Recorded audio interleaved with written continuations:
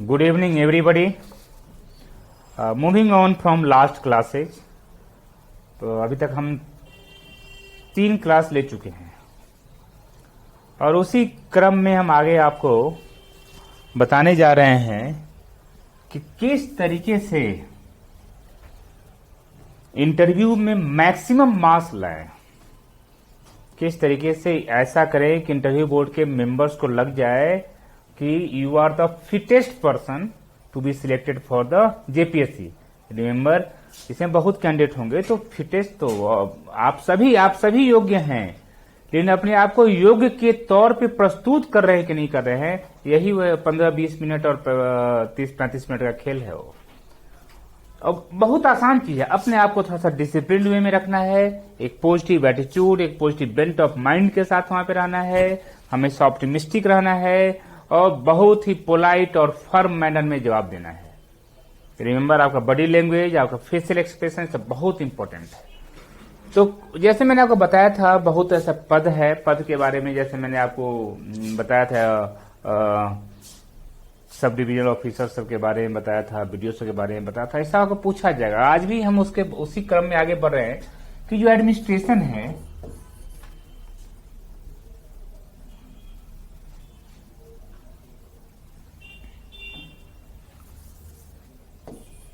कि जो एडमिनिस्ट्रेशन है, प्रशासन जिसको हिंदी में बोलते हैं, उस प्रशासन की क्या रूपरेखा है, कैसे उसको संचालित किया जाता है और प्रशासन का यूज क्या है। आप लोगों में से बहुत लोग प्रशासन में पढ़ चुके हैं। कल मैंने आपको बॉटम टू टॉप बताया था कि जो लोएस्ट लेवल पे देखा जाए तो पंचायत सचिव माना जाता है विकास की धुरी और राजस्व कर्मचारी माना जाता है अपने हलका में, अपने इलाके में वे माने जाते हैं कि वह राजस्व संबंधी मामलों के प्रमुख हैं। और रिमेंबर, जितना अच्छा काम बॉटम मोस्ट लेवल पे होगा उसी का रिफ्लेक्शन ऊपर होगा। ऐसा नहीं होता है कि नीचे वाले अच्छा काम न करें तो ऊपर वाले बहुत अच्छा काम करें, नहीं। और ऊपर वाले का जो परफॉर्मेंस है that is directly proportional to the performance, the ability of the person, of the people, of the personnel who are posted at the bottom level। तो उसी पर मैं आपको बता रहा था कल में, इस पर मैंने गवर्नेंस के बारे में बताया, गवर्नमेंट के बारे में बताया लेसेज फॉर गवर्नमेंट के बारे में बताया। उसी पर मैंने आपको बताया करप्शन के बारे में बताया, क्राइम के बारे में बताया, लॉ एंड ऑर्डर के बारे में बताया। पहले आपको किस तरीके से आंसर देना उसके बारे में बताया है आपको, ठीक है। आज हम उसी क्रम में आगे बढ़ रहे हैं। देखिए, आप में जो है, जो झारखंड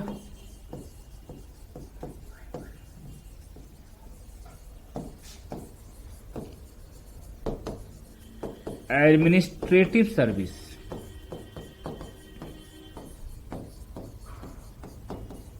के जो पद होते हैं और उसके अलावा जो आप में उसी तरह से झारखंड पुलिस सर्विस,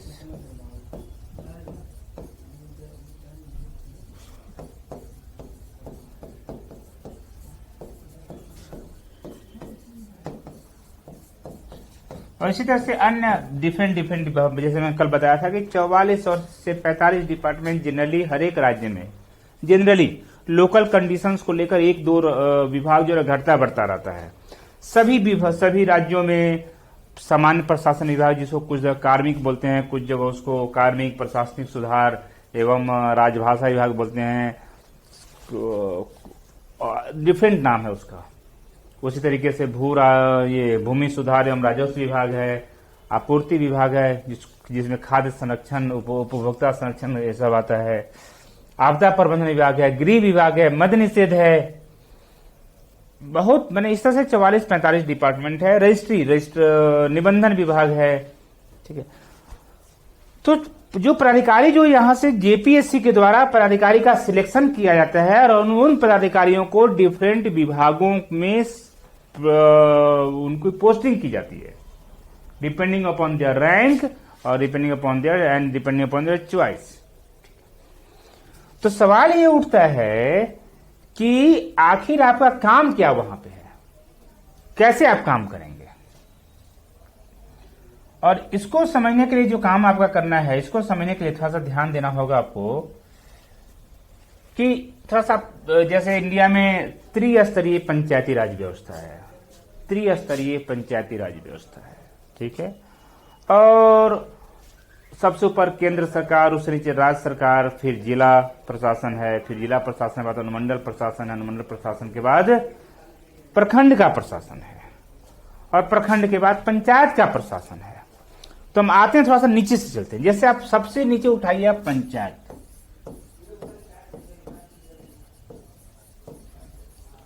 हर एक डिस्ट्रिक्ट जो होता है, हर एक डिस्ट्रिक्ट, एक राज्य में अनेक डिस्ट्रिक्ट होते हैं, एक राज्य में अनेक डिस्ट्रिक्ट होते हैं।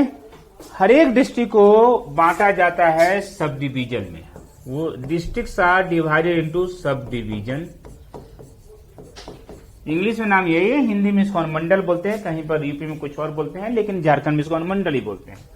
सब डिवीजन को बांटा जाता है ब्लॉक में, जिसको हिंदी में प्रखंड बोलते हैं। ब्लॉक को बांटा जाता है पंचायत में, पंचायत में। और ये जो पंचायत जो है ना, पंचायत जैसे एक ब्लॉक में अनेक पंचायत होते हैं। सपोज की एक पंचायत है जिसमें कि 12, एक ब्लॉक है जिसमें 12 पंचायत है। अब पंचायत को भी जो है ना वार्ड में बांटा रहता है। वार्ड जिससे वार्ड में माने एक पंचायत में अनेक वार्ड रहते हैं, अनेक वार्ड रहते हैं। तो अब देखिए यहां पे ये वार्ड सचिव होंगे। इतना नीचे स्तर पे आपको अभी पढ़ने की जरूरत नहीं है। जब आप बन जाएंगे तो आपको लगेगा कैसे सबका फंक्शनिंग होता है। थोड़ा सा मैं इसके बारे में बताता हूं, पंचायत के बारे में। पंचायत के जो सरकारी प्रतिनिधि होते हैं उनको बोलते हैं पंचायत सचिव, कहीं कहीं उसको पंचायत सेवक भी बोलते हैं। पंचायत सचिव या पंचायत सेवक ही बोलते हैं। और जो जनता द्वारा चुने गए प्रतिनिधि होते हैं वो मुखिया कहलाते हैं। मुखिया। और मुखिया विकास कार्यों को मॉनिटरिंग करने के लिए जनता द्वारा प्रतिनिधि चुने जाते हैं। इसमें उनको बहुत अधिकार प्राप्त है, ठीक है।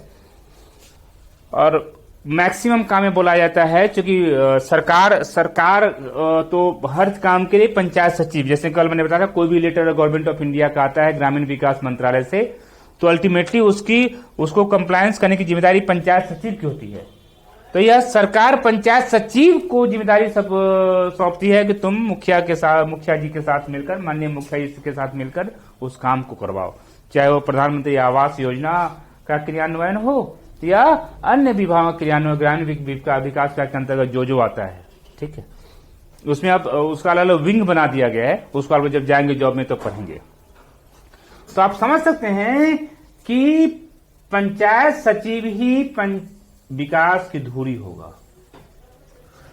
वो बोला जाता है ना कि दिल्ली में यहां पर सेंटर में बैठ के कोई क्या समझ सकता है कि सी भूमि के किसी गांव में, किसी पंचायत में विकास की क्या रूपरेखा है और वहां पे कैसे विकास कराना है, वहां के लोगों की क्या आवश्यकता है।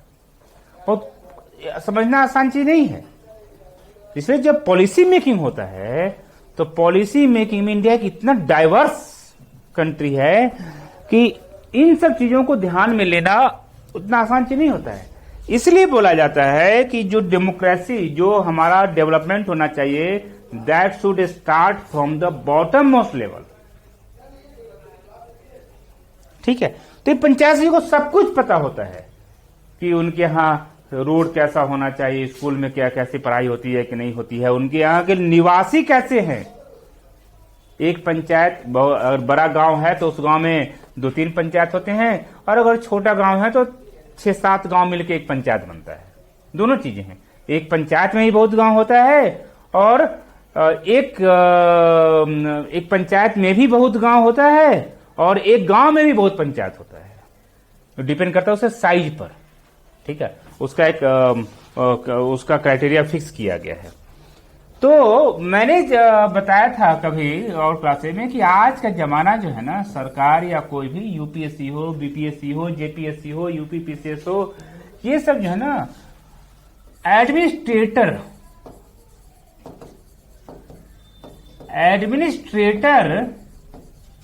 से उम्मीद करती है कि वह उनमें एग्जीक्यूटिव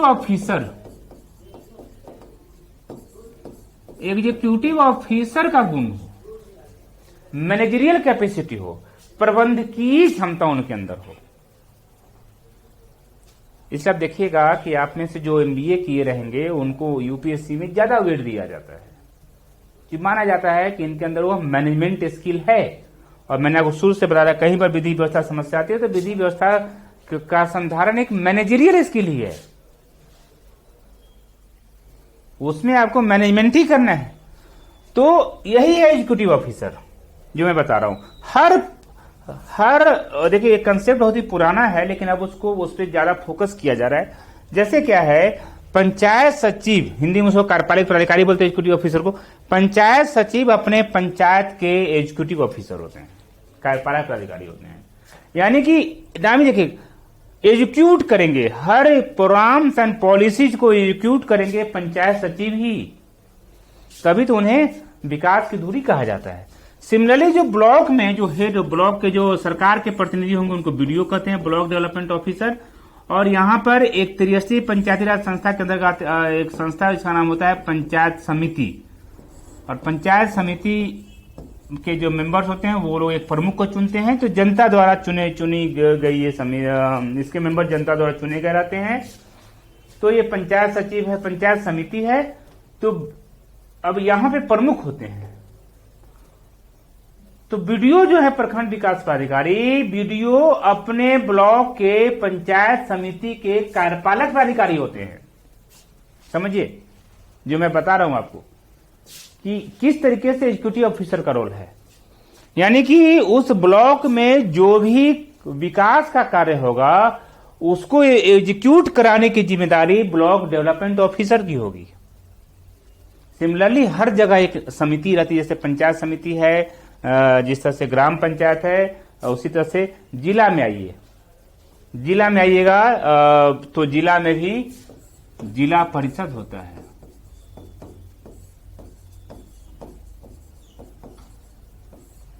जिला परिषद होता है।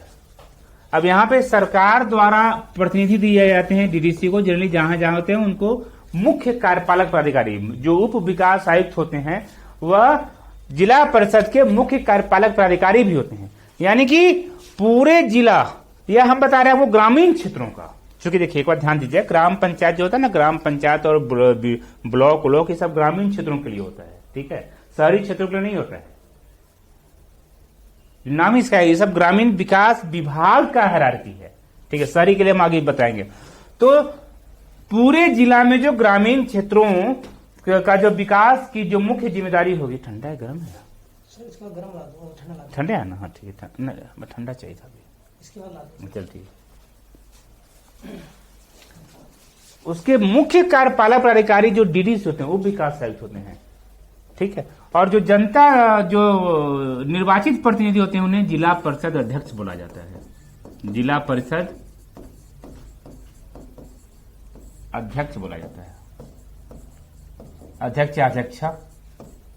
तो आप समझ सकते हैं कि हर पदाधिकारी से उम्मीद की जाती है कि अपने यहां का जो सरकार, अपने यहां जो विकास का कार्य है उसको वह अच्छी तरीके से एग्जीक्यूट करे, इसलिए उनको एग्जीक्यूटिव ऑफिसर बोला जाता है। हर, जैसे पंचायत सचिव भी अपने पंचायत का एग्जीक्यूटिव ऑफिसर होता है, बीडीओ भी अपने ब्लॉक का एग्जीक्यूटिव ऑफिसर होता है, अपने पंचायत समिति का, डीडीसी भी अपने जिला के जिला परिषद के मुख्य कार्यपालक प्राधिकारी है, उनको चीफ एग्जीक्यूटिव ऑफिसर बोलते हैं, होते हैं, ठीक है।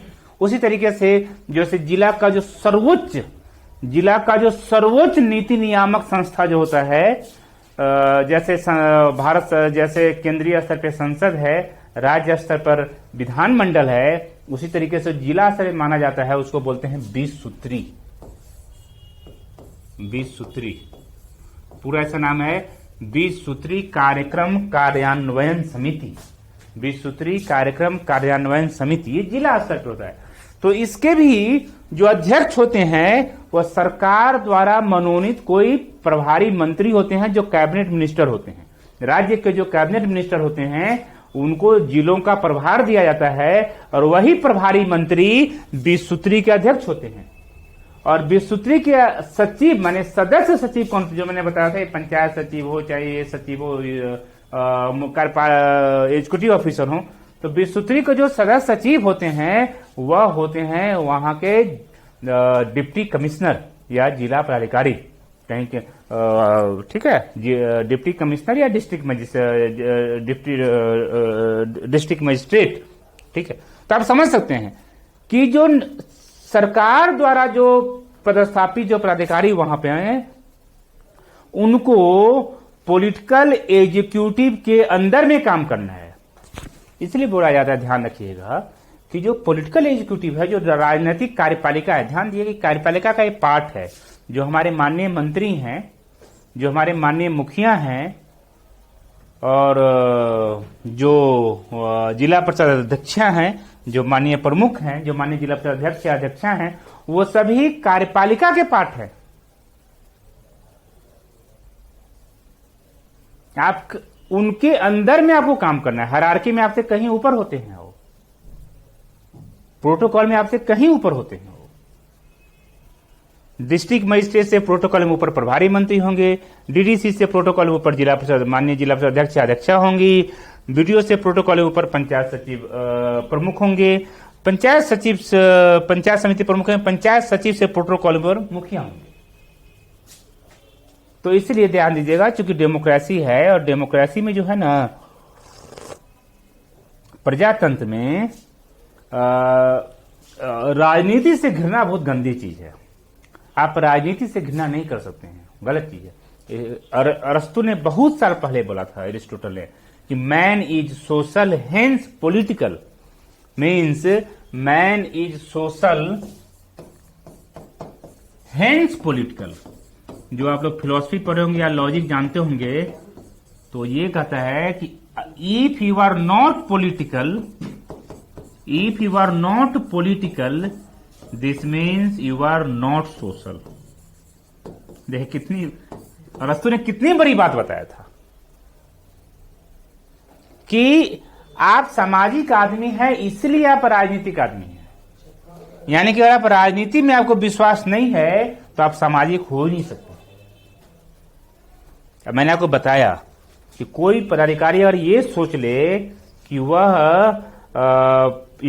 एग्जाम, इतना मेहनत करके एग्जाम कंप्लीट करके आया है और वो कैसे निर्वाचित प्रतिनिधियों की बात मानेगा वो। रिमेंबर, आप वहां पे गए हैं उनके साथ मिलकर काम करने के लिए, as per government orders, as per financial rules and as per the procedures established by law government there.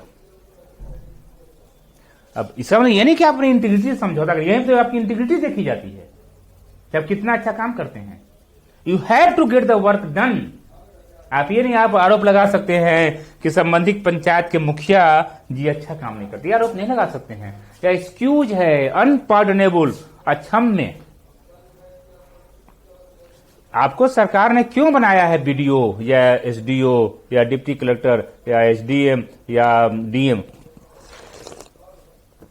इस तरह की शिकायत करने के लिए नहीं बनाया है कि आपको सरकार ने डीएम बना दिया और आप हल्ला मचा रहे हैं कि देखिए वहां पे ये सब अच्छा काम नहीं करते हैं। No no, you have to get the work done. तो ये सब मैंने बताया था, पंचायत सचिव हो, ये पंचायत हो, ब्लॉक हो, जिला परिषद हो, ये सभी ग्रामीण क्षेत्रों का पार्ट है, ग्रामीण क्षेत्रों का। सिमिलरली जो शहरी क्षेत्र जो आते हैं, जो शहरी क्षेत्र आते हैं, तो जो राज्य जिला के अंदर जो शहरी क्षेत्र है, तो अगर बड़ा इलाका है तो उसको नगर निगम बोला जाता है, जिसको हिंदी में म्यूनिसिपल, इंग्लिश में म्यूनिसिपल कॉर्पोरेशन बोलते हैं। छोटा अगर शहरी क्षेत्र है तो नगर परिषद होता है, ये शहरी क्षेत्र है। और उससे भी छोटा अगर है तो वो नगर पंचायत होता है। ये सब शहरी क्षेत्र है। यहाँ पे मुखिया सरपंच का इलेक्शन नहीं होगा। मुखिया सरपंच का इलेक्शन केवल ग्राम पंचायत में होता है।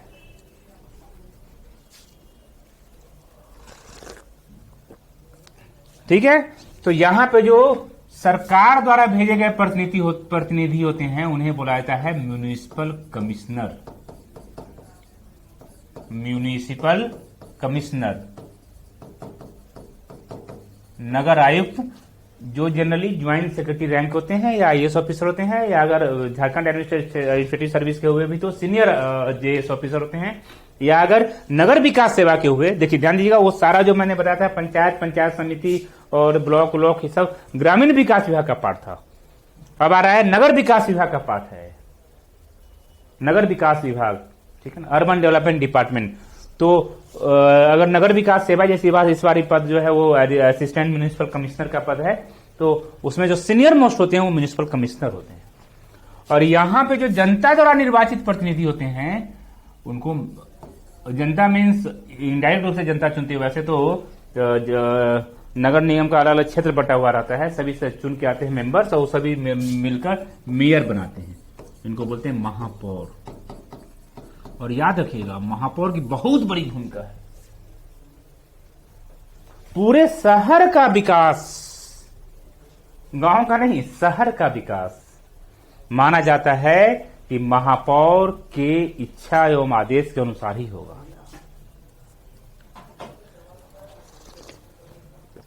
तो ये जो म्युनिसिपल कमिश्नर होते हैं वह नगर निगम के एग्जीक्यूटिव ऑफिसर होते हैं।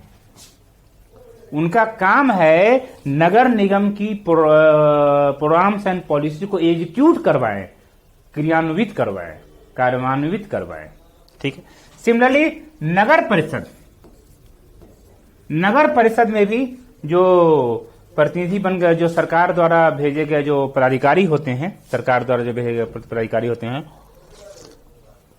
उनका नाम कोई एक नाम नहीं समझो, उनको बोलते हैं नगर परिषद कार्यपालक पदाधिकारी। नाम ही एक नगर परिषद कार्यपालक पदाधिकारी। और जो जनता द्वारा चुने गए प्रतिनिधि होते हैं या जनता द्वारा चुने गए प्रतिनिधियों द्वारा जो चुने जाते हैं प्रमुख, उनको बोलते हैं नगर परिषद अध्यक्ष। नगर परिषद अध्यक्ष। तो ध्यान दीजिए, जो नगर परिषद के जो कार्यपालक पदाधिकारी होते हैं या डिप्टी कलेक्टर रैंक अधिकारी होते हैं, और ही इज नामी से क्लियर है कि वह एग्जीक्यूटिव ऑफिसर होते हैं जिनको नगर परिषद अध्यक्ष के साथ मिलकर अपने नगर परिषद के क्षेत्र का विकास कराना होगा। जो नगर पंचायत है, यहां भी नगर पंचायत के कार्यपालक पदाधिकारी होते हैं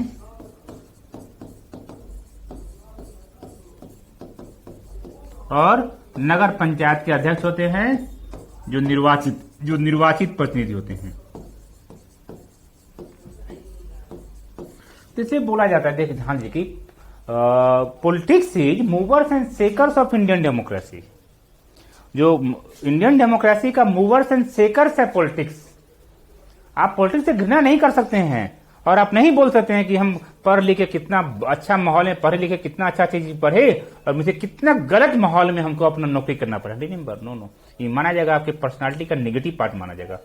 आपको तो इसी माहौल को संभालने के लिए आपको अच्छी शिक्षा मिली है ना, और आपका सिलेक्शन किया गया है ना। तो इस तरह से आप देख रहे हैं, जो मैं आपको बता रहा हूं किस तरीके से एक है कोई भी डिस्ट्रिक्ट है, तो वह या तो अगर उसका रूरल पार्ट है, ग्रामीण पार्ट है, तो मैंने बताया था आपको कि नीचे ग्राम पंचायत आता है, फिर इधर पंचायत समिति आता है, माने प्रमुख प्रखंड वाला पंचायत समिति, प्रखंड पंचायत समिति है, और फिर उधर जिला परिषद आ जाता है, जिला परिषद आ जाता है। और अगर वो शहरी इलाका है, क्यों नहीं चल रहा है, अगर वो शहरी इलाका है, अर्बन इलाका है अगर वो, तो नगर पंचायत होता है, नगर परिषद होता है और नगर निगम होता है। कोई जो नहीं कि हर जगह नगर निगम, ये डिपेंड करता है उसके एरिया, उसके साइज, उसके पॉपुलेशन पर निर्भर करता है कि नगर निगम वहां पे बनाया जाए कि नहीं बनाया जाए। ठीक है,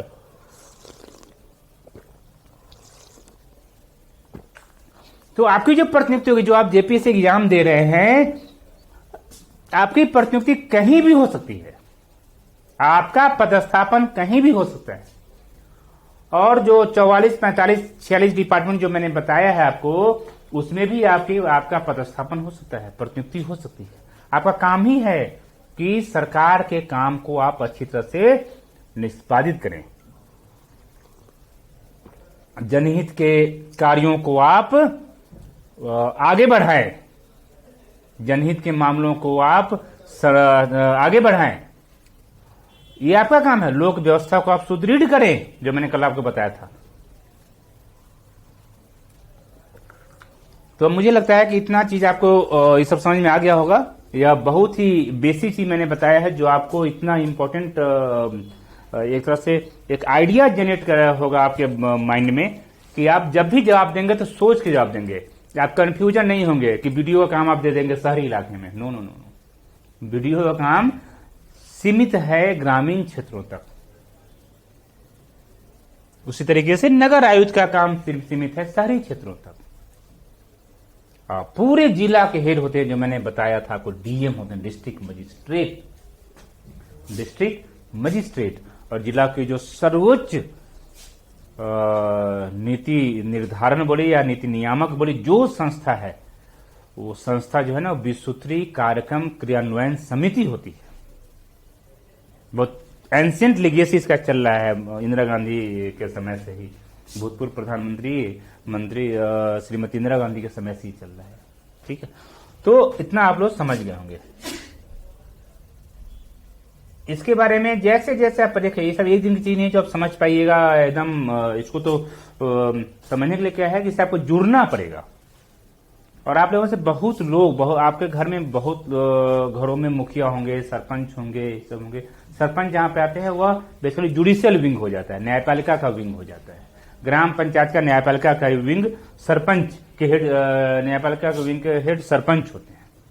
ठीक है, तो उसी तरीके से इस सबको जो मैंने आपको पढ़ाया, ध्यान से इसको अच्छी तरह से, कोई भी बुक हो कहीं से भी हो, इसको अच्छी तरह से पढ़ लीजिए, एक ऑथेंटिक सोर्स से पढ़ लीजिए। आपसे इस देखिए, मैंने बताया कि स्काई द लिमिट। इंटरव्यू में हर चीज नहीं पूछा जाए, क्योंकि उनको मैक्सिमम तो 30-35 मिनट इंटरव्यू लेना है, मैक्सिमम। ऑप्टिमम टाइम तो 15 से 20 मिनट है। ठीक है, वो भी आप अगर सही से जवाब दें तो 15 से 20 मिनट बहुत हो जाता है।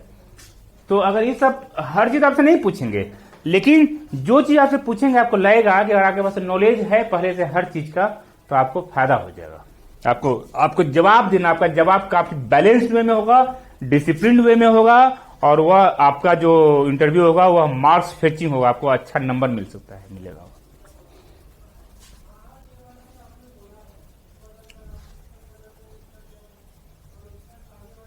अब हम आते हैं कुछ डिपार्टमेंट्स के बारे में। उसके बारे में आपको हम पढ़ाना चाहते हैं कि कैसे होता है। जैसे क्या है कि कुछ चीज जो आप पढ़ेंगे, कल भी मैंने बताया था, परसों ही बताया था कि जो डिपार्टमेंट्स है, उस डिपार्टमेंट्स के बारे में क्या क्या पढ़ने हैं। रिमेंबर, हर डिपार्टमेंट द्वारा सरकार का जो डिसीजन होता है, वह डिपार्टमेंट उसको इंप्लीमेंट करता है। जैसे मान लीजिए कि जो डिपार्टमेंट है सरकार का भूमि सुधार एवं राजस्व विभाग, तो सरकार, चूंकि इंडिया में जानते हैं कि इंडिया में जो गवर्नमेंट है ना, it is not prime ministerial form of government और chief ministerial form of government, ऐसा नहीं है। यहाँ पे डिसीजन ली जाती है कैबिनेट के द्वारा। कैबिनेट के द्वारा जो काउंसिल ऑफ मिनिस्टर्स के जो मेंबर्स होते हैं, जो सीनियर मोस्ट मेंबर्स होते हैं, उनको मिलाकर जो कैबिनेट बनता है, कैबिनेट में प्रस्ताव रखा जाता है सरकार के मंत्रिमंडल सचिवालय विभाग द्वारा। मंत्रिमंडल सचिवालय विभाग द्वारा सरकार कैबिनेट में प्रस्ताव रखा जाता है। उस प्रस्ताव का अनुमोदन कैबिनेट करती है, और जब वो प्रस्ताव का अनुमोदन होता है तो उसी के अनुसार उस विभाग द्वारा उसका अनुपालन किया जाता है। ठीक है, और उसी का अनुपालन करने के लिए जिलों को पत्र दिया जाता है जिला के पदाधिकारी जो होते हैं वह अपने अधीनस्थ पदाधिकारी को आदेश निर्गत करते हैं। ठीक है, ठीक है। तो सवाल ये उठता है कि आखिर सिस्टम को जो माना जाता है कि जो हमारा एडमिनिस्ट्रेटिव सेक्शन है, एडमिनिस्ट्रेटिव फील्ड जो मेरा है, क्या अंग्रेजों के टाइम का बना है। आपको जानते हैं सिविल सर्विसेज का जो कंसेप्ट आया है ना, वो अंग्रेज से, इंग्लैंड से लिया गया है। जो इंडियन कॉन्स्टिट्यूशन में जो नागरिक सेवा या लोक सेवा का जो कंसेप्ट है वह इंग्लैंड से लिया गया है। तो जो आर्काइक ओल्ड ट्रेडिशन जो है, कि हम लोग उसी को हम लोग कैरी फॉरवर्ड करते रहेंगे। इंडिया को आजाद हुए 75 साल होने जा रहा है अब। क्या हम लोग तो वो जो 47 में जो हमने बोरो किया था, क्या उसी को हम लोग फॉलो करते रहेंगे? नो, फॉलो नहीं करेंगे। हम लोग उसमें दिनानुदिन बहुत ही अच्छी तरीके से उसमें लोग सुधार लाते हैं। जैसे जैसे टाइम समय माने according to changing space time and condition हम लोग प्रशासनिक सुधार भी करते हैं। और उसका जीता जाता एग्जाम्पल है, जैसे जैसे टेक्नोलॉजी का यूज होना शुरू हुआ है, वैसे वैसे बहुत सेक्टर में अपने आप सुधार आना शुरू हुआ है। बहुत सेक्टर में सीसीटीवी का प्रयोग कर दिया गया, फल क्या हुआ कि ट्रांसपेरेंसी आ गई। ठीक है, बायोमेट्रिक अटेंडेंस का यूज कर दिया गया,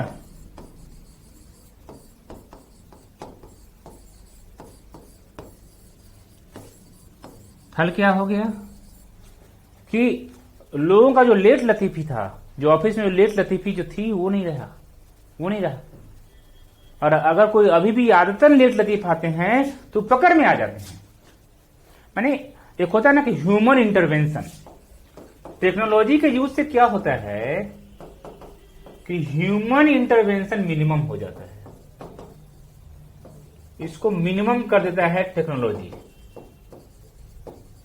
जैसे आप दिल्ली के रोड पे चलिएगा और अगर आप रेड लाइट क्रॉस कर जाते हैं गलती से या जानबूझ के भी करते हैं, तो जो ट्रैफिक पुलिस वाले रहते हैं उनका और कोई चारा नहीं है, वो आपसे फाइन लेंगे ही। और फाइन नहीं लेते हैं तो माना जाता है कि ट्रैफिक पुलिस ने अपने इंटीग्रिटी से समझौता कर लिया है और उन्हें गलत काम किया है। तो उनको भी डर लगता है कभी पकड़ में आ जाएंगे।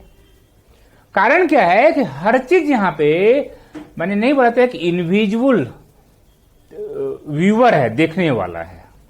You are under CCTV surveillance, this premise is under CCTV surveillance. मुस्कुराते रहिए, आप सीसीटीवी कैमरे की नजर में है। आप तो हर चौक चौराहा पे सीसीटीवी लगाया जा रहा है। क्या कोई बच सकता है? नहीं बच सकता है। अकाउंट में ट्रांसफर, पैसा का ट्रांसफर अकाउंट में होता है। अकाउंट को आधार से लिंक कर दिया गया है। क्या कुछ भी ऐसा चीज है कि अगर आप ड्यूबियस ट्रांजैक्शन करेंगे, माने संदेहास्पद अगर आप विनिमय करेंगे, तो क्या आप सर्विलेंस में नहीं आएंगे? आएंगे, क्योंकि वह तो प्रूफ हो जाता है ना। यहां पे तो कैश में ट्रांजैक्शन हो नहीं रहा है। और सरकार ने जो डीमोनेटाइजेशन किया था, विमुद्रीकरण किया था 2016 में 8 नवंबर 2016 को, तो लोग तो बोलते हैं कि गलत कंसेप्ट है। लेकिन देखिए मैं बताता हूं कि आपको कहीं भी एंटी गवर्नमेंट तो नहीं होना चाहिए। कि गवर्नमेंट किस कंडीशन में काम करती है, इसको हम किसी कमरे में बैठकर, किनारे में बैठकर बिना सोचे समझे बोलने पर गवर्नमेंट की बात को नहीं समझ सकते हैं। जिससे गवर्नमेंट नहीं समझ पाती है टॉप लेवल बैठकर कि पलामू के छोटे से गांव में किस चीज की आवश्यकता है, उसी तरीके से आप पलामू के छोटे से गांव में किसी कोने में बैठकर डिसीजन आप मैंने सही से आकलन नहीं कर सकते हैं कि सरकार के पॉलिसी का इम्पीटस क्या था, क्या कारण था। सरकार ने वह पॉलिसी अपनाया, सरकार ने वह कार्यक्रम लागू किया या सरकार ने वह कदम उठाया। इसलिए मैंने आपको बताया था कि you have to be pro government, you have to be apolitical, गैर राजनीतिक, nothing to do with politics. आपको जैसे मान लीजिए कि एक जस्ट एग्जांपल दे रहे हैं कि आप जब इंटरव्यू देने जा रहे हैं, उसके 2 दिन के बाद कहीं पर काउंटिंग होना है। जैसे अभी 2 दिन के बाद यूपी में 5 राज्यों में काउंटिंग होना है। और अगर आज आपका अगर इंटरव्यू होता, इंटरव्यू बोर्ड वाले मेंबर्स आपसे पूछते कि बताइए कौन जीतेंगे, तो आपका आंसर क्या होगा? आप तो जैसे आता है एग्जिट पोल, चाहे पेपर में आता है, चाहे लोग जो बोलते हैं कि यूपी में बीजेपी जीत रही है, पंजाब में आप जीत रही है और उत्तराखंड में कांग्रेस जीत रही है और यहाँ क्या आप ऐसा बोल सकते हैं? नहीं बोल सकते हैं। इससे आप नहीं बोल सकते हैं, क्योंकि आप एक बात याद रखिएगा कि रिजल्ट जब तक नहीं आ जाता है तब तक उसके बारे में कुछ भी बोलना माना जाता है कि अनसाइंटिफिक है, गलत है। तो आप सीधे बोलेंगे sir, before the result, before the declaration of result, nothing can be said. This is democracy, यह प्रजातंत्र है, and our democracy is very beautiful. People vote according to their own sweet will. People अपने इच्छा के अनुसार vote करती in free and fair manner. So who they have voted for I can not preempt. उन्होंने किसके लिए vote किया है मैं इसका आकलन नहीं कर सकता, पूर्वानुमान नहीं कर सकता। सच्चाई है, साइंस भी तो यही कहता है। ठीक है, अब फिर इसमें क्वेश्चन पूछा जाएगा एग्जिट पोल के बारे में, कुछ के बारे में, तो आप बोल सकते हैं कि सर यह एक आकलन है, यह एक अंदाज है, जो सही भी हो सकता है, जो गलत भी हो सकता है। आपके पास कुछ एग्जाम्पल भी रहने चाहिए कि सर पूर्व में जितना भी एग्जिट पोल आया है उसमें कुछ सही हुआ है, कुछ गलत हुआ है। लेकिन किसी घटना के घटित होने से पहले, किसी घटना के घटित होने से पहले उस घटना के प्रभाव के बारे में बोलना तो गलत है ना। मॉर्निंग होगा तब ना आप दिन के बारे में बता सकते हैं। आप रात में कैसे बोल सकते हैं कि मॉर्निंग कैसा होगा? मॉर्निंग में बोल सकते हैं कि दिन कैसा होगा। इंग्लिश में कहावत नहीं, मॉर्निंग सोच द डे। ठीक, तो वही जी मैं बता रहा था कि आपका आंसर बहुत ही साइंटिफिक होना चाहिए, बहुत ही साइंटिफिक। साइंटिफिक का मीनिंग क्या है जो मैं बताता हूं बार बार, कि कॉज एंड इफेक्ट होना चाहिए। सिंपल चीज है, cause and effect. Hydrogen oxygen को मिलाएंगे तो वो कॉज हो गया, तो इफेक्ट होगा, उससे वाटर बन जाएगा, जल बनेगा। तो वही बात है, कॉज एंड इफेक्ट। आप जवाब ऐसे दीजिए, जवाब ऐसे दीजिए कि लगे कि आपका जवाब तथ्यों पर आधारित है, फैक्ट बेस्ड है, एनालिटिकल है। हाँ, आप 2017 में जो रिजल्ट है बीजेपी का, ये यूपी इलेक्शन का, उसको आप अच्छी तरह से एनालाइज कर सकते हैं, because that is a fact, that is a fact. अब इस पे आप कोई पूछेगा आपसे कि यूपी में जातिवाद, संप्रदायवाद, या बोला जाएगा कि इंडिया में इलेक्शन में जातिवाद, संप्रदायवाद, क्षेत्रवाद बहुत हावी है। बोले नो सर, ऐसा नहीं है। India is a very large country, it is very beautiful democracy. और जो मैंने आपको बताया था कि it is idea of India, पूरे दुनिया में आइडिया ऑफ इंडिया बहुत ही प्रतिष्ठित है। दुनिया के हर थ्योरिस्ट, दुनिया के हर पॉलिटिकल साइंटिस्ट समझते हैं कि कुछ तो है आइडिया ऑफ इंडिया में जो इंडिया को इतने आराम से आगे ले चल रहा है। आप देखिए पाकिस्तान को, देखिए चाइना को, देखिए सिंगापुर को, देखिए रसिया को, देखिए किसी और कंट्री को। क्या इंडिया में वैसा है? नहीं है। क्यों? आपको याद है ना 2004 में, आप लोगों में से कुछ उसमें छोटे होंगे, कुछ लोग थोड़ा सा बड़े होंगे, वाजपेयी जी बहुत पॉपुलर थे। माननीय प्रधानमंत्री, उस समय के माननीय प्रधानमंत्री श्री अटल बिहारी वाजपेयी काफी पॉपुलर थे। 2004 का जब लोकसभा चुनाव हुआ तो कोई नहीं उम्मीद कर रहा था कि बीजेपी यानी कि एनडीए सत्ता से बाहर हो जाएगी। और जब एनडीए जब सत्ता से बाहर हुई तो एक सेकंड नहीं लगा एनडीए को पावर ट्रांसफर करने में यूपीए को। क्या इतना स्मूथ पावर ट्रांसफर क्या आप पाकिस्तान में उम्मीद कर सकते हैं? नहीं कर सकते हैं। चाइना में तो पावर ट्रांसफर कोई कंसेप्ट ही नहीं है। कहीं भी दुनिया के किसी भी कंट्री में इतना स्मूथ पावर ट्रांसफर नहीं होता है जितना कि इंडिया में होता है। आप देखिए ना यूनाइटेड नेशंस का, जो डोनाल्ड ट्रंप से जो पावर ट्रांसफर किया गया है जो बाइडेन को, कितना ज्यादा कंट्रोवर्शियल और कितना ज्यादा कॉन्टेस्टेड था। आसान चीज नहीं है। क्या इंडिया में ऐसा कभी हुआ है? कभी नहीं हुआ है। मैंने आप शुरू से देख लीजिए, आप पावर ट्रांसफर इतना स्मूथ होता है इंडिया में कि माना जाता है कि this is beauty of our democracy and our democracy is fully flourished democracy. इसी को बोलते हैं आइडिया ऑफ इंडिया। क्या होता है आइडिया ऑफ इंडिया? आप लोग बोलेंगे कि India is a multi cultural, India is a multi lingual, India is a multi ethnic, India is a multi religious country. सही बात है। दुनिया का हर धर्म इंडिया में निवास करता है, दुनिया की हर भाषा इंडिया में बोली जाती है, दुनिया की हर संस्कृति इंडिया में है, दुनिया का हर नस्ल इंडिया में है। ये हम नहीं बोल रहे हैं, ये दुनिया के हर पॉलिटिकल साइंटिस्ट बोलते हैं। फिर भी इंडिया ओपन कंट्री है। Open means open to the rest of the world.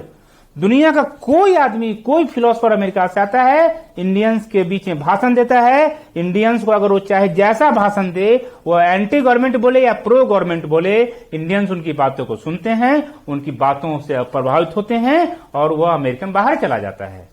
क्या भारत सरकार उनकी रोक लगाती है? उन पर नहीं रोक लगाती है, नहीं रोक लगाती है। This is beauty of democracy.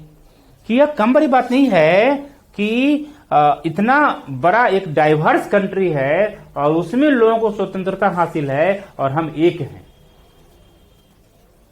China भी डाइवर्स कंट्री है, वह भी एक है, लेकिन एक किसकी बदौलत है? नागरिक स्वतंत्रता के दमन की बदौलत है। इंडिया में ऐसा नहीं। इंडिया एक नागरिक स्वतंत्रता के साथ है। सोचिए कितनी बड़ी बात है। तो वही मैं बता रहा था कि आइडिया ऑफ इंडिया है कि आप ऐसा कैसे मान सकते हैं कि किसी इलेक्शन में जाति, धर्म, संप्रदाय हावी रहेगा। क्षेत्रवाद नहीं होता है, हावी नहीं होता है। और हावी होता भी है। रिमेंबर, एक डेमोक्रेसी का एक बहुत बड़ा एक सेंटेंस है कि इन डेमोक्रेसी निगेटिव, ऐसे लिखें, negative idea have limitations.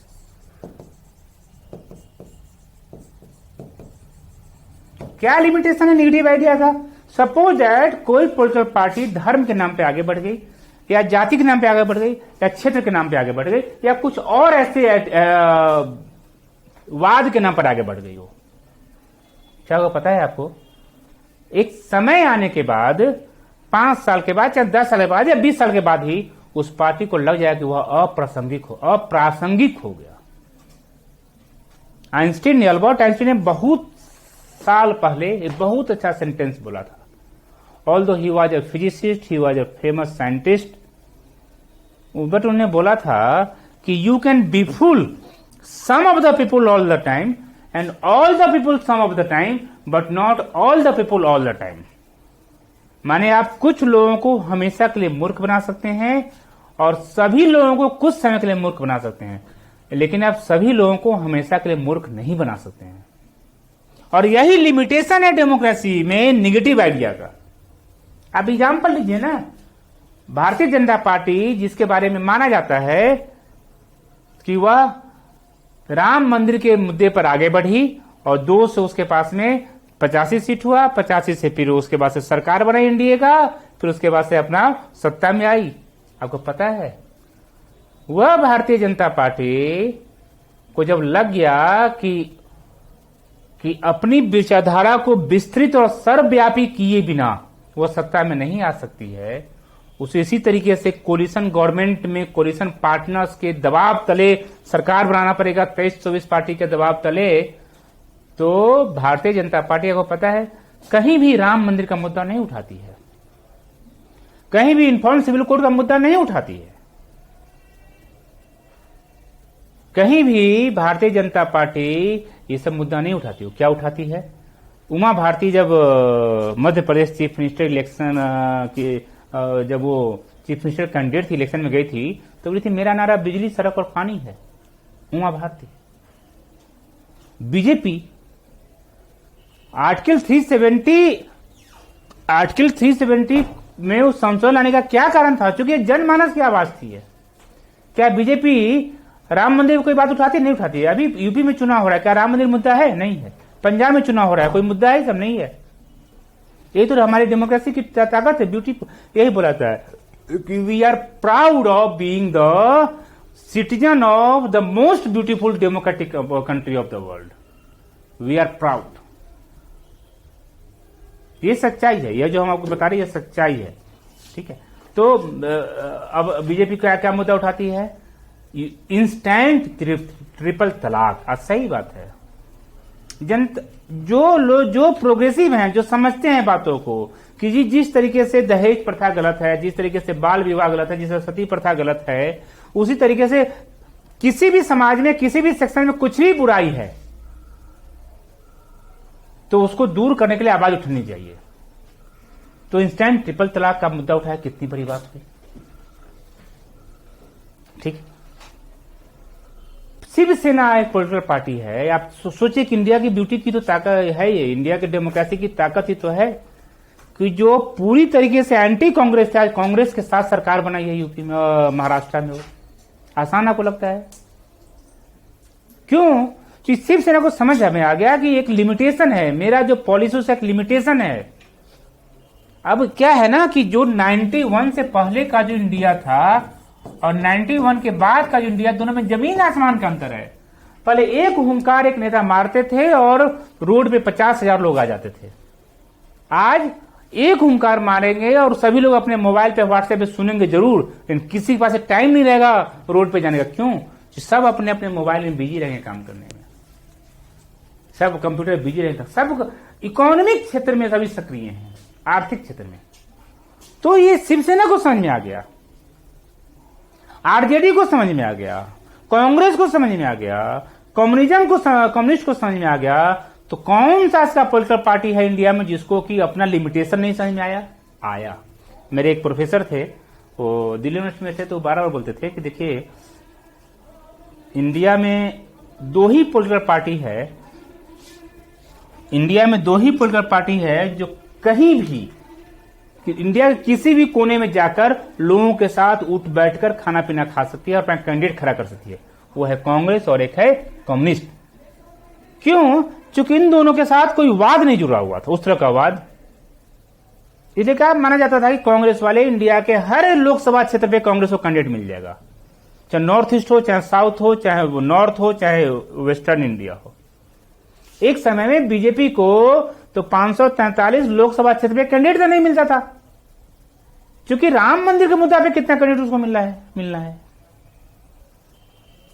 RJD को अपने क्षेत्र से बाहर तो कैंडिडेट नहीं मिलता है। समाजवादी पार्टी को देखिए आप यूपी में।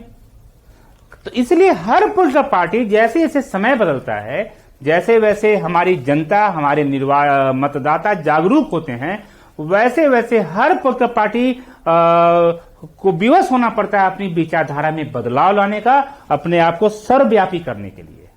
इसी को बोलते हैं कि negative idea has limitations. Negative ideas have limitations. ये डेमोक्रेसी की बहुत भी ताकत है, खासकर इंडियन डेमोक्रेसी की तो बहुत भी ताकत है। आपको पता है, मैं आपको बता रहा हूं, जब ये राम मंदिर के मुद्दा पर, राम मंदिर का मामला जो कोर्ट में चल रहा था और माननीय सर्वोच्च न्यायालय का जजमेंट जिस दिन आना था, रिमेंबर, एनडीए ने अपने सभी कैंडिडेट को, अपने सभी नेता को बोल दिया था कि आप लोग किसी भी तरह का प्रदर्शन नहीं करेंगे, चाहे रिजल्ट, चाहे वर्डिक्ट, माननीय सर्वोच्च न्यायालय का जजमेंट हमारे फेवर में आए या चाहे अगेंस्ट में जाए, ना आप उल्लास व्यक्त करेंगे ना आप दुख व्यक्त करेंगे। कितनी बड़ी बात थी, कितनी बड़ी बात थी।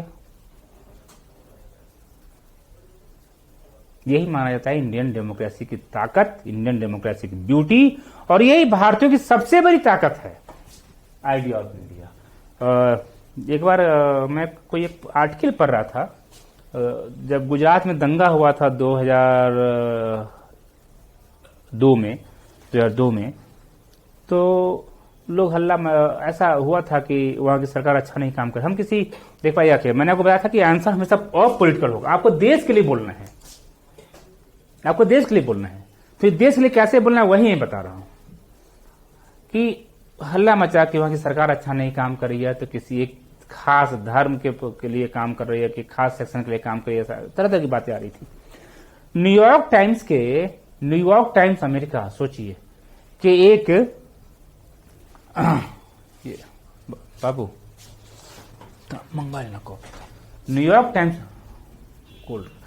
टाइम्स के एक बहुत बड़े कॉलमनिस्ट हैं थॉमस एल फ्रीडमैन, जिनकी एक बुक आई है, उसी समय आई थी, वर्ल्ड इज फ्लैट, जो इंडिया सेंट्रिक बुक है।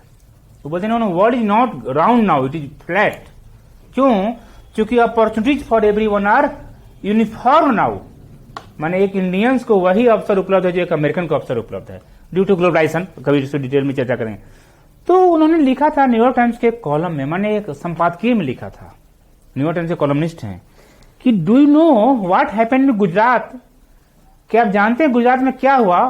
तो उन्होंने खुद दिया कि नथिंग हैपेंड, कुछ भी नहीं हुआ। क्यों कुछ भी नहीं हुआ? तो उन्होंने बताया कि जो कुछ भी गुजरात में हुआ दैट इज एक्सेप्शन, वो अपवाद है।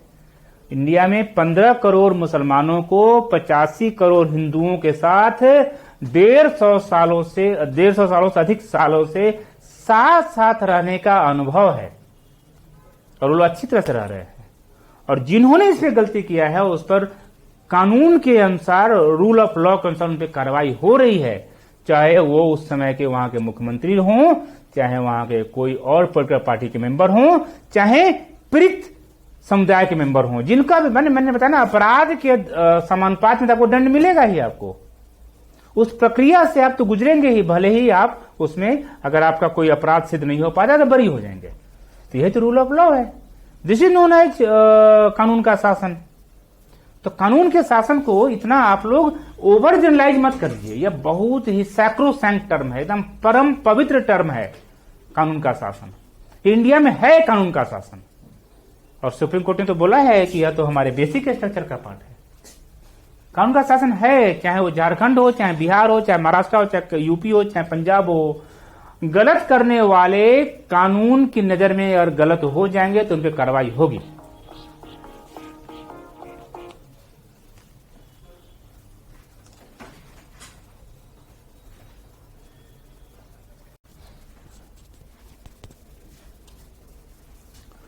तो यही मैं आपको बताना चाह रहा था कि ये आइडिया ऑफ इंडिया है।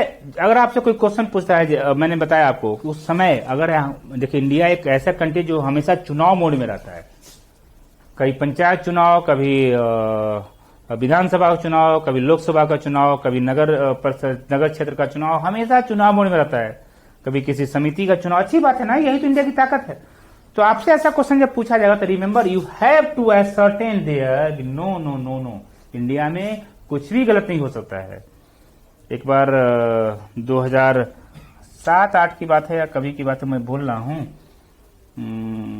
टीवी पर आए थे डॉक्टर ये यशवंत सिन्हा जी, जो पहले इंडिया के विदेश मंत्री हुआ करते थे, इंडिया के ये थे, और पाकिस्तान के एक थे, पाकिस्तान के एक पैनलिस्ट में थे। तो पाकिस्तान वाले आरोप लगा रहे थे कि इंडिया में चुनाव होता है तो ये है वो है, तरह तरह की बात बोले थे। तो ये बोले, बहुत अच्छी बात बोले यशवंत सिन्हा जी। देखिए, आप भूल जाते हैं कि इंडिया के संविधान में लिखा हुआ है कि religion, race, sex, place of birth, region, इस सब के आधार पे किसी भी तरह से आप विभेद नहीं कर सकते हैं। तो अगर ऐसा आप आरोप लगा रहे हैं तो रिमेंबर, ये आपकी अपनी गलती है। आप इंडियन कॉन्स्टिट्यूशन को पढ़ लीजिए। और सही बात है ना, आपको पता है ना, इंडिया के एक बहुत बड़े नेता ने एक धर्म के नाम पर वोट मांग लिया था। आवाज की बात नहीं है, आज से 20-22 साल पुरानी बात है। उस नेता को 6 साल तक वोटिंग राइट से न्यायालय द्वारा उनको जो है ना, क्या उसको बोलते हैं, उनको वोटिंग राइट से रहित कर दिया गया था। माने वह अपने मताधिकार का प्रयोग 6 साल तक नहीं कर पाए आप। वो ये क्या शो करता है? क्या शो करता है कि इंडिया में रूल ऑफ लॉ है, इंडिया में कॉन्स्टिट्यूशन का शासन है। ठीक है, तो आपका जो भी जवाब होगा, एक बात ध्यान देना है, जो भी आपका जवाब होगा हर हालत में कॉन्स्टिट्यूशनल प्रावधानों के अंतर्गत ही होगा, तथ्यों पर आधारित होगा, और उसके बारे में आप अच्छी तरह से बात करेंगे। अब जैसे मैं बता रहा था इसके बारे में, ये जैसे जैसे टेक्नोलॉजी आता है, अब जैसे मान लीजिए कहीं पर जुलूस निकला है, कहीं पर जुलूस निकला, ठीक है, और उस जुलूस प्रोसेसन है। उस जुलूस में पहले क्या होता था कि चूंकि कोई सीसीटीवी नहीं था, बिजली नहीं थी, कुछ नहीं था, तो हमेशा कुछ लोग चूंकि बदमाश होते हैं, मिसक्रिएंट होते हैं, आदत से बदमाश होते हैं, मैंने आपको बताया था। लेकिन उनको पता ही चलता है कि भाई बदमाशी करें तो रूल ऑफ लॉ के अनुसार वो समस्याएं पड़ जाएंगे। तो वह जो है ना उसमें मान लिया कि किसी तरह का व्यवधान उत्पन्न कर दिए, कहीं पत्थरबाजी कर दिए, किसी साथ दुर्व्यवहार कर दिए, तो समस्या जब हो जाती है जुलूस में, तो पहले उनको पकड़ में आना इतना आसानी था, क्योंकि वह ह्यूमन इंटरवेंशन बहुत अधिक था। जैसे वहां के जो गवाह होते थे, गवाह भी समझ जाते थे ना कि यह बदमाश है, क्यों इसके विरुद्ध हम जाके गवाही दें। हम जो अगर लोकल स्तर के जो प्राधिकारी भी होते थे वह सोचते छोड़ो इसके केस में क्या है, हमको तो यहाँ नौकरी करना है, बाद में निकल जाना है वहां से, ठीक है ना, क्यों किसी से हम झगड़े, उनको डर लग जाता था। लेकिन अब क्या है, चूंकि कोई उनका उपाय नहीं है, सीसीटीवी से उन्हें कैप्चर में आ जाएंगे, ठीक है, वीडियोग्राफी होती रहती है, हर एक जुलूस की वीडियोग्राफी एकदम स्टैंडर्ड ऑपरेटिंग प्रोसीजर का पार्ट हो गया है। सबके पास से मोबाइल है, मोबाइल से वीडियो बनाते रहते हैं, और रोड पे चलने वाला हर व्यक्ति अपने आप में आज के डेट में जज हो गया है और पत्रकार हो गए हैं। रोड पे चलने वाले हर व्यक्ति, वो नहीं बोलते, उनको सिटीजन जर्नलिस्ट हो गए हैं। वो चूंकि उनकी आंखों के सामने जो हो रहा है, जो वीडियो देख रहे हैं, तो बता सकते हैं ना कि क्या हुआ है वहां पे। तो वह मिसक्रिएंट, वह जो बदमाशी जो करता है, वह पकड़ में आ जाएगा, और पकड़ में आ जाएगा तो ह्यूमन इंटरवेंशन, जो मानवीय हस्तक्षेप है, वह मिनिमम होगा।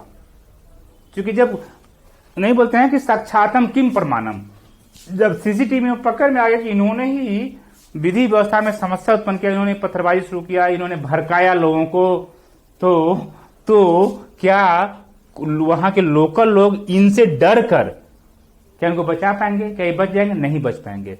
क्या वहां के लोकल थाना प्रभारी इनको बचा पाएंगे? नहीं बचा पाएंगे। जी, थाना प्रभारी की खुद की प्रतिशत वहां पे लगी रहेगी, क्योंकि सीसीटीवी पकड़ में, सीसीटीवी में इनके बारे में सब कुछ कैप्चर हो गया है। तो इसलिए मैं बताता हूं कि आपका आंसर जो होना चाहिए, that should be scientific, fact based analytical, जो बार बार हम बोलते हैं साइंटिफिक, आप इसलिए बार बोलते हैं क्योंकि जो भी आप जवाब देंगे उसमें ह्यूमन इंटरवेंशन होना चाहिए। जैसे आप बताए ना कि एक क्वेश्चन मैंने पूछा था कि आपके स्टाफ आसन लेट आते हैं तो आप क्या करेंगे, तो आप बोले कि सर हम उनको बैठा के समझाएंगे, नहीं समझेंगे तो फिर उनके साथ ये करेंगे, वो करेंगे। Remember, these are human intervention, these are human intervention.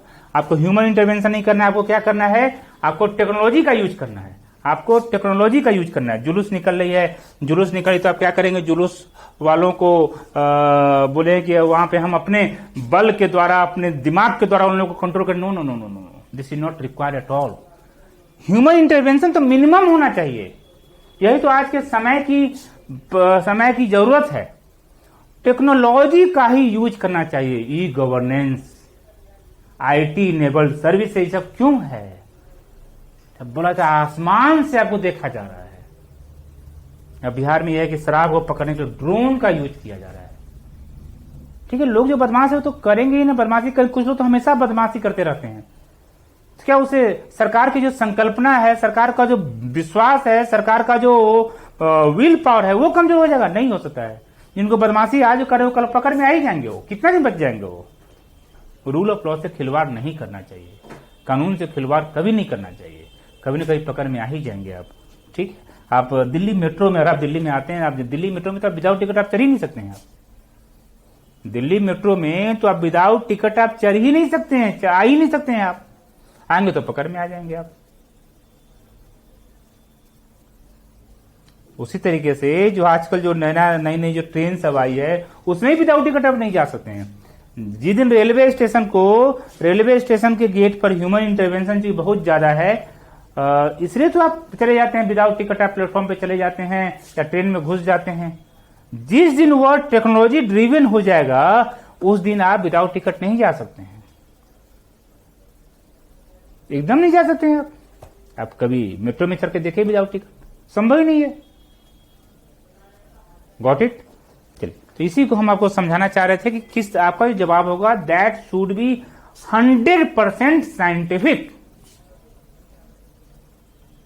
ठीक है, अब हम आने वाले क्लास में फिर आपको पढ़ाएंगे कि जो सरकार का जो विभिन्न विभाग है, उसका उनकी कुछ योजनाएं हैं, उसका क्या क्या उद्देश्य है, उसका विजन क्या क्या है, क्या क्या उसमें काम किया गया है, कैसे झारखंड राज्य को आगे बढ़ाने के लिए उन्होंने उन्होंने अपना दृढ़ संकल्प व्यक्त किया है, उसके बारे में धीरे धीरे आपको हम आने वाले क्लास में बताएंगे। Okay, thank you, all the best.